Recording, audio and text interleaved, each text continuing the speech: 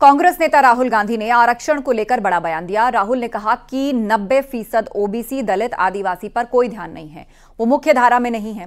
ये एक समस्या है जिस पर कोई ध्यान नहीं दे रहा। जातिगत जनगणना एक आसान तरीका है।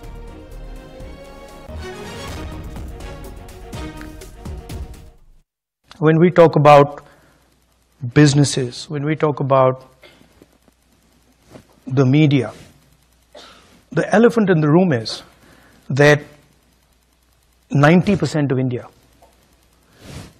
OBCs, Dalits, Adivasis, they don't play the game. They're not even in the game, right? And that's really the elephant in the room. So the caste census is a simple exercise. And actually, it's more than the caste census. Caste census is one of 3 ideas. It's a simple exercise to say, okay, we've been, we got independence 1947. We've been going for a while now. Let's see how have the lower castes, backward castes, Dalits, how have they integrated into this system? Rahul Gandhi ने चुनाव आयोग पर सवाल उठाए हैं। America के Washington में Rahul Gandhi George town university में छात्रों के साथ बातचीत करने पहुंचे। इस दौरान राहुल गांधी ने लोकसभा चुनाव का जिक्र करते हुए चुनाव आयोग पर कई सवाल उठाए। राहुल ने कहा कि चुनावी कार्यक्रम ऐसे बनाए गए जिससे नरेंद्र मोदी को चुनावी कैंपेन में सहूलियत मिल सके।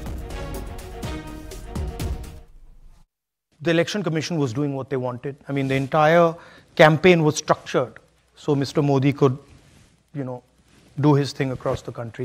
States where they were weak were designed differently than states where they were strong.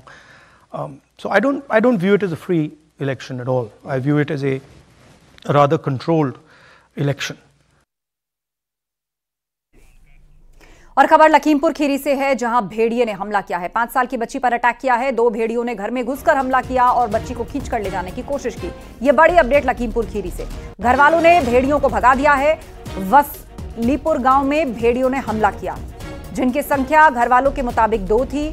उन्होंने घर पर अटैक किया, एक 5 साल की बच्ची का शिकार करने की कोशिश की, लेकिन घर वालों ने इन भेड़ियों के हमले का जवाब दिया और उनको वहां से भगा दिया। ये वो बच्ची जिस पर अटैक किया भेड़ियों ने, बताया जा रहा है कि इनकी संख्या 2 थी। लखीमपुर खीरी की यह घटना।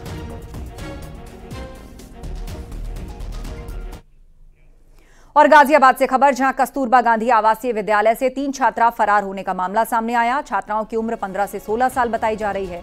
सीसीटीवी में छात्राएं बैग लेकर जाती हुई दिख रही हैं। फिलहाल पुलिस मामले की जांच में जुटी है।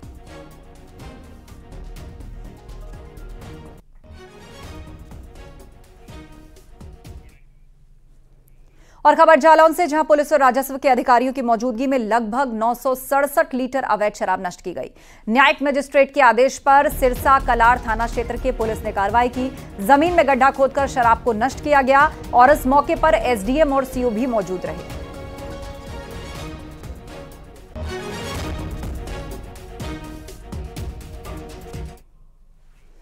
और खबर गाजियाबाद से, ई रिक्शा चालकों का प्रोटेस्ट हुआ है। पुराने बस स्टैंड पर उन्होंने जाम लगा दिया। तय रूट पर ना चलने का वो विरोध कर रहे हैं। पुलिस ने कुछ रूट तय किए हैं और नियमों का विरोध कर रहे हैं ड्राइवर। तो ओल्ड बस स्टैंड पर जाम लगा दिया है ई रिक्शा चालकों ने। वो दरअसल उस रूट का विरोध कर रहे हैं जो पुलिस ने उनके लिए निर्धारित किया है। पुलिस ने तय किए हैं सभी के रूट्स और इन नियमों का विरोध कर रहे हैं ई रिक्शा ड्राइवर्स।